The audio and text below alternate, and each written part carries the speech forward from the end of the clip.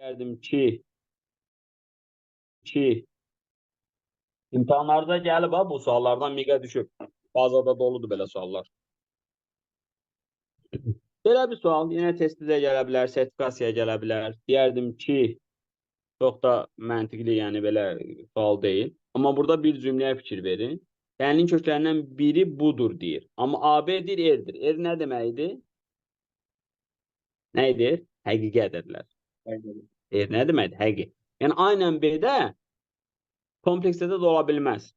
Əyalətdə də ola bilməz məsələn. Kompleksdə ola bilməz sözün əslində düz demirik, çünki hər bir həqiqi ədəd kompleks ədəddir. A ilə B-də i ola bilməz də, lori deyək. Əmsal i ola bilməz. Mən belə misalı ən gözəl necə əldə edirəm? Yəqin ki, dərslərimdə görübsünüz.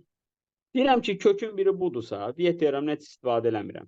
Deyirəm ki, əgər orada əmsallarda i qalmayacaqsa, bunu i-ni saxlayın bir tərəfli, hər tərəfi kvadrata yüksəldim. İndi kvadratın yerinə -1 yazında oldu belə. Dəf etmədim. Keçdik bu yana -1 düz yazdıq. O da deməli A nədir? -8. B -1 nədir? 25. Deməli B nədir? 26. Vietlə də yaza bilərsən, amma ehtiyac yoxdur. Bunun bir növü sizə kub tənliyi ilə gələ bilər. Və məsələn, belə bir kub tənliyi verər sizə.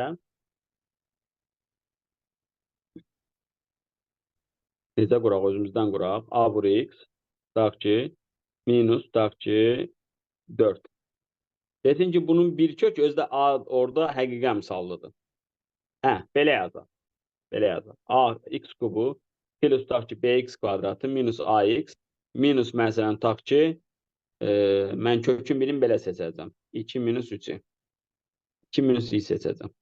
Deyim ki, bir kök budur. Və B ilə A həqiqi ədəddir. Amma bu üzə maraqlıdır. Bu üzə isə sizdən maraq istəyir, məntiq istəyir. Burada siz Viet teoremini yadca salmalısınız. Bax, Viet teoremi bir dəfə də demişdim sizə. Necə idi? Köklər cəmi -B idi. Köklər hasili cüt-cüt. Bunun özüydü. Köklərin hasili 3-ü bir yerdə, bunun əksi idi. Və bu. İndi bax, əmsalların həqiqi ədəd olması üçün orada i qalmamalıdır. Siz belə bir şeyi nəyə vuranda i qalmaz? Qoşmasına. Elə deyil. Deməli, onda x1 vurulsun x2 nə qədər eləyəcək? 5. Gətirib x1 vurulsun x2-nin yerinə 5 qoysam, onda x3 nə qədər eləyəcək? 2. Gördünüz mü? İndi bir-bir gətirib qoyub B-ni, A-nı və yaxud da ki, ixtiyar da bir şey tapa bilərsiniz. Deməli, həqiqi əmsallı dediyinə görə köklər həmişə nə olur? Qoşma olur. Həqiqi əmsallı deyəndə. Həqiqi əmsallı deməsə, milyon dənə elə tənliyi tapmaq olar. Və məsələn, bu tənliyi doludur bir kökü belə olan. Və məsələn, bu da 3-ini bu yana atıb, dövrdü burada saxlayıb, kvadratı yüksəldirəm. Həqiqi əmsallı deməyəndə. Amma həqiqi əmsallı deyəndə də orada i qalmamalıdır. Kubdan veriləndə mütləq yadınızda saxlayın, nidalar, suallar. Nə?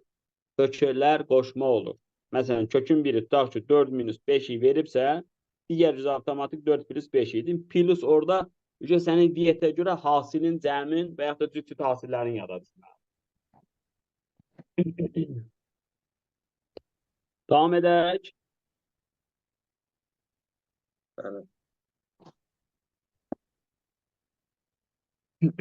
Belə bir sual. Bu da bəsitdir, amma testdə düşə bilər. İmtahanınıza gələ bilər. Argument pi böl 4-dürsə, onda o zet ədədimiz A plus i5 şəklində yazanda A-sı da müsbət, B-si də müsbətmiş ki, o neçənci rübümüş? 1. Birinci rübümüş. Yəqin ki, də bunu bilirik. Yenə deyirəm, sıfırdan keçmirik. Bəs argumenti necə tapılırdı? Tangents alfa ilə modulda B böl A. Bu da tangents pi böl 4, 45. O da oldu 1. Deməli, B ilə A eynimiş.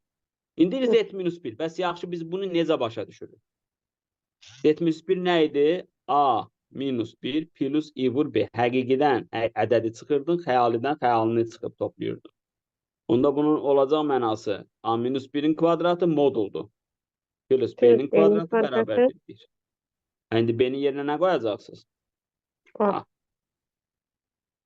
Burunu açın. 2a kvadrat çık. 2a beraberdir 0. A oldu 0. A oldu 1. A 0 olmaz. Niye 0 olmaz? Çünkü A 0 olsa argüment pi bölü 4 olmaz. Argüment gedib pi bölü 2 olar veyahut da ne olar? 0'a bölme yok da burada.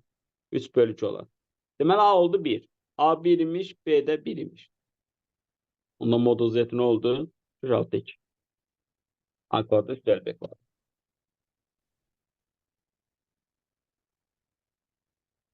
Aydındır mı? Hı. Sıfırı niye götürmedin? Argümenti biraz. Argümenti bize verip. Hə,